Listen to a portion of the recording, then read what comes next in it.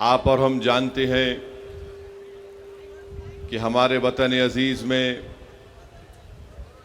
कश्मीर में पहलगाम के मुकाम पर पाकिस्तान से आए हुए दहशतगर्दों ने हमारे भारत के नागरिक जो वहाँ पर पहलगाम में बहैसियत एक मुसाफिर या टूरिस्ट गए थे, पाकिस्तान से आए हुए दहशतगर्दों ने उनको, महिलाओं को, ख़वातीन और बच्चों को अलग किया, मर्द लोगों को अलग करके उनका नाम पूछकर, उनका मज़हब पूछकर, और जब उन्होंने अपना नाम और मज़हब हिंदू बताया तो पाकिस्तान से आए हुए दहशतगर्दों ने उनको गोली मारकर उनका क़त्ल कर दिया। औज़ु बिल्लाहि मिनश शैतानिर रजीम, बिस्मिल्लाहिर रहमानिर रहीम। अस्सलामु अलैकुम व रहमतुल्लाहि व बरकातहू।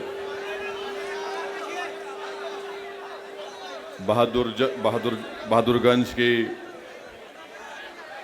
मोअज़्ज़िज़ जनता, बुज़ुर्गान कौम और मिल्लत, मेरे गयूर नौजवान साथियों, पसे पर्दा बैठकर सुनने वाली मेरी इज़्ज़तदार माँ और बहनों, शहनशीन मंच पर तशरीफ़ फरमा बिहार प्रदेश के मजलिस इत्तेहादुल मुस्लिमीन के सदर वो रुकन असम्बली जनाब अख्तरुल ईमान साहब, मोहतरम जनाब तौसीफ़ आलम साहब, जनाब माजिद हुसैन MLA हैदराबाद, जनाब फ़याज़ आलम चेयरमैन, जनाब मौलाना अब्दुल्ला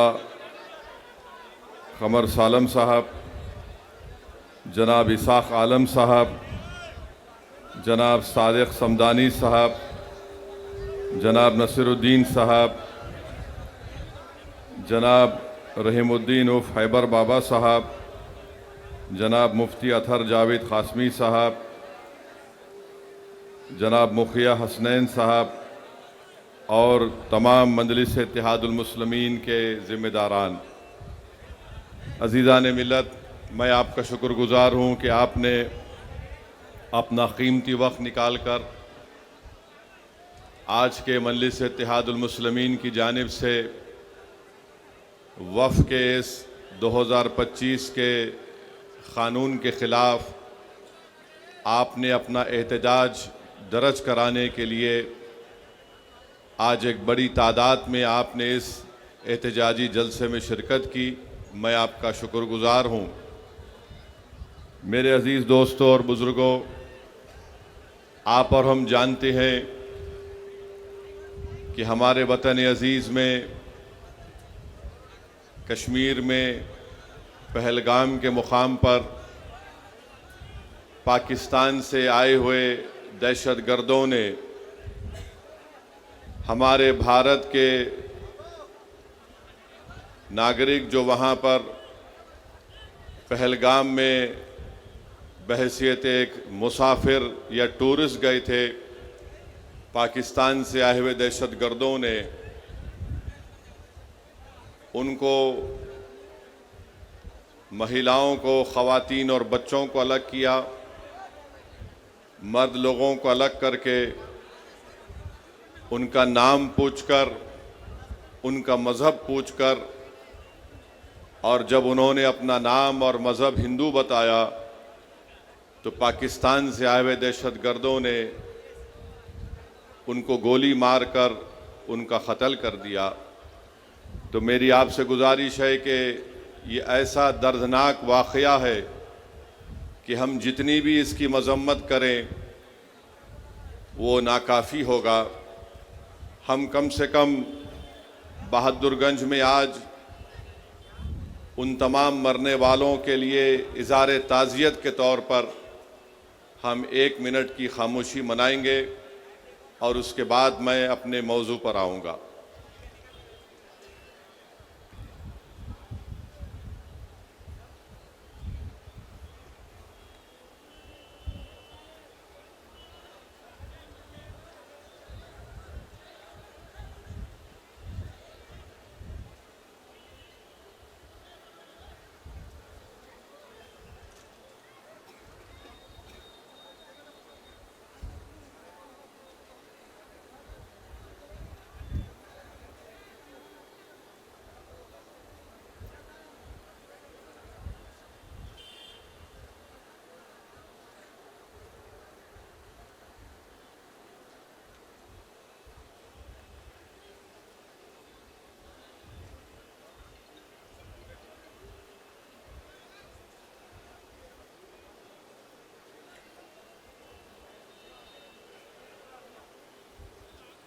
बिस्मिल्लाहिर्रहमानिर्रहीम।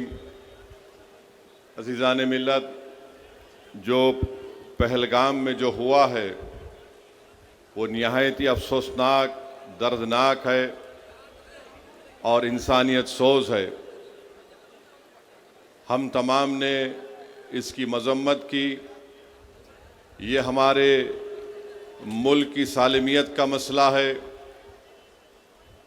कोई भी हमारे भारत की सरज़मीन पर आकर बाहर से किसी भी इस मुल्क में बसने वाले लोगों की जान को नहीं ले सकता है। और हम देख रहे हैं कि पिछले बरसों से पाकिस्तान से दहशतगर्द हमारे वतन अज़ीज़ में आकर मासूम लोगों की जानें लेते हैं। मेरे अज़ीज़ दोस्तों और बुज़ुर्गों, ये ऐसा मसला है कि हम मौजूदा हुकूमत के साथ खड़े हैं और हम उम्मीद करते हैं कि भारत के वज़ीर आज़म जो पाकिस्तान से दहशतगर्द आए और जिन्होंने यहाँ पर आकर हमारे 26 लोगों का कत्ल किया, नरेंद्र मोदी इन जालिमों के ख़िलाफ़ एक्शन लेंगे और जिन्होंने अपनी जानों को खोया है उन परिवार के लोगों से वो इंसाफ करेंगे। हम उम्मीद करते हैं कि एक ठोस इक़दाम किया जाएगा ताकि पाकिस्तान दोबारा भारत में किसी भी एक भारत के नागरिक को मारने की कोशिश नहीं करेगा। हम इस मामले में पूरी तरीक़े से जो हुकूमत इक़दाम या फ़ैसला करेगी हम उसकी तायीद करते हैं और हम इस सरज़मीन में खड़े होकर पाकिस्तान के वह ISI के आसिम मुनीर को कहना चाहेंगे जो अपनी तकरीर में एक बकवास अनाप शनाप बातें बके हैं।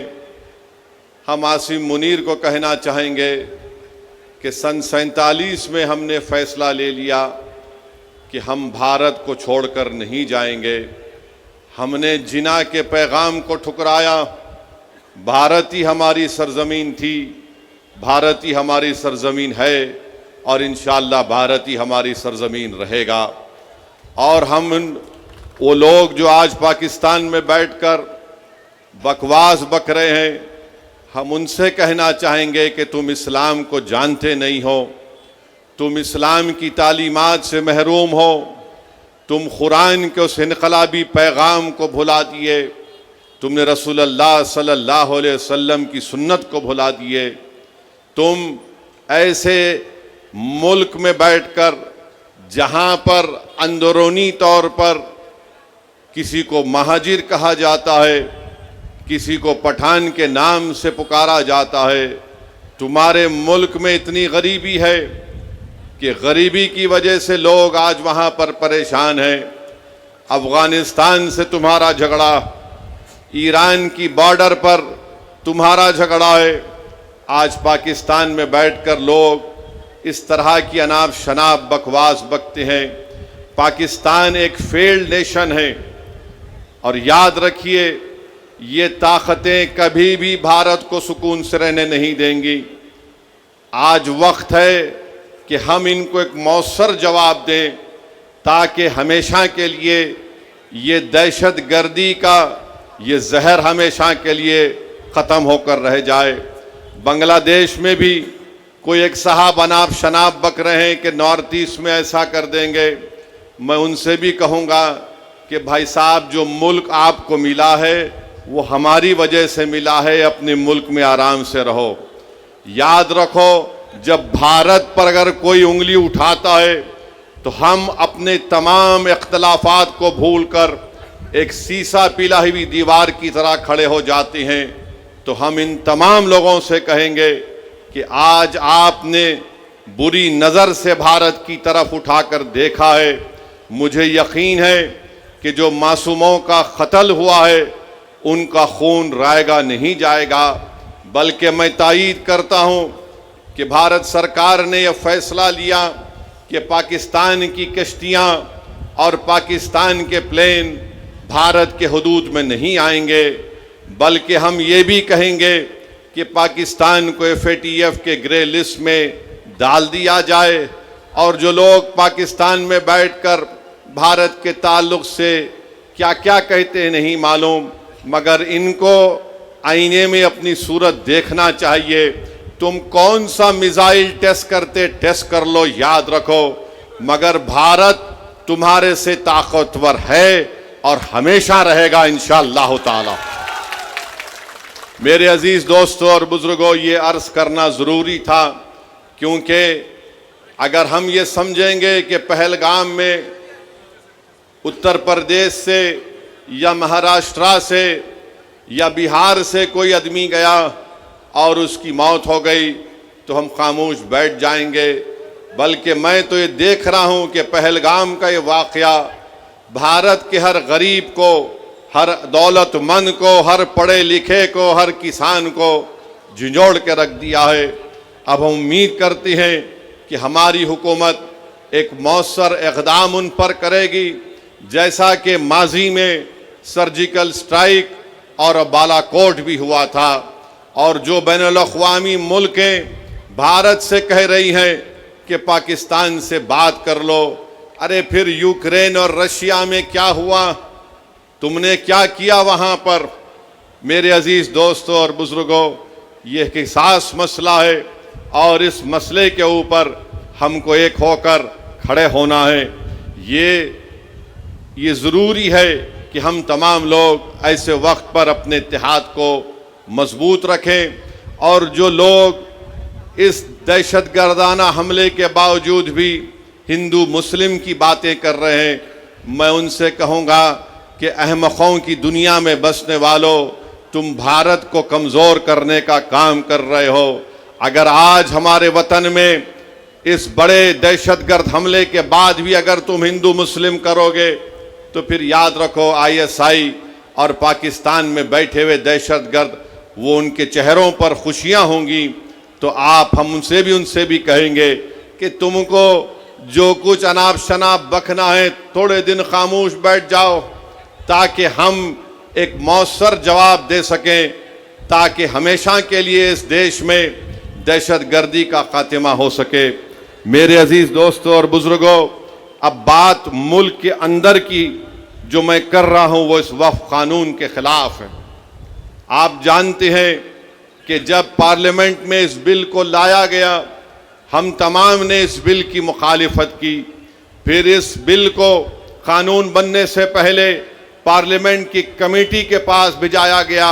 हम तमाम ने कमेटी में जितनी मीटिंग्स हुई, उन तमाम मीटिंग में इस बात को बताया कि यह कानून भारत के संविधान और आइन के खिलाफ है। ये कानून भारत के संविधान की दफ़ा 14, 15, 25 और 26 और 29 की मुखालिफत करता है, और कोई भी हुकूमत संविधान के फंडामेंटल राइट्स के खिलाफ जाकर ऐसा कानून नहीं बना सकती है। ये कानून जो बनाया गया है, यह कानून क्या है? ये कानून ये कहता है कि बिहार के वक्फ बोर्ड में अब मुसलमान ही सिर्फ मेंबर नहीं रहेंगे, उसमें गैर मुस्लिम को भी मेंबर बनाया जाएगा।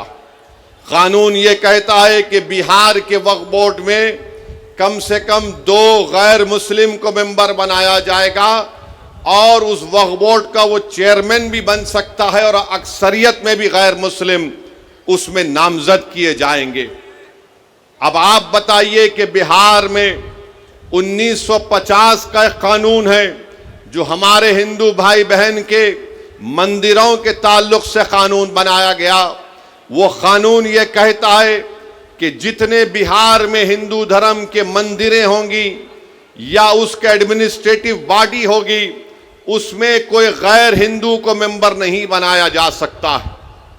हम नीतीश कुमार से ये पूछना चाहते हैं, चिराग पासवान से पूछना चाहते हैं, जब आपके पास बिहार में कानून है कि आपके मंदिर के बॉडीज में कोई गैर हिंदू मेंबर नहीं बन सकता, तो कैसे बिहार के मुसलमानों के वक्फ बोर्ड में किसी गैर मुस्लिम को आप मेंबर बनाएंगे? बिहार में बोध गाया है, बोध गाया में वहां पर सिर्फ बौद्ध मजहब के और हिंदू धर्म के मानने वाले मेंबर बन सकते हैं, तो फिर आप बिहार में मुसलमानों के वक्फ बोर्ड में कैसे आप किसी गैर मुस्लिम को बनाएंगे? ये कानून बनाना और ये कहना कि गैर मुस्लिम मुसलमानों के वक्फ बोर्ड को चलाएगा, ये हमारे भारत के संविधान की दफा 26 के खिलाफ है। मेरे अजीज दोस्तों और बुजुर्गों, बात यहां तक खत्म नहीं हुई। अब कानून ये भी कहता है कि वही मुसलमान अपनी जायदाद को अल्लाह के लिए वक्फ कर सकता है, वही कर सकता है जो 5 साल से मुसलमान हो। आप बताइए कौन तय करेगा बिहार में आकर कि क्या ये 5 साल से मुसलमान है या नहीं? क्या नीतीश कुमार सर्टिफिकेट लिखकर देंगे हमको? क्या चिराग पासवान सर्टिफिकेट लिखकर देंगे कि ये 5 साल से मुसलमान है? क्या भारत के प्रधानमंत्री लिखकर देंगे सर्टिफिकेट ये 5 साल से मुसलमान है?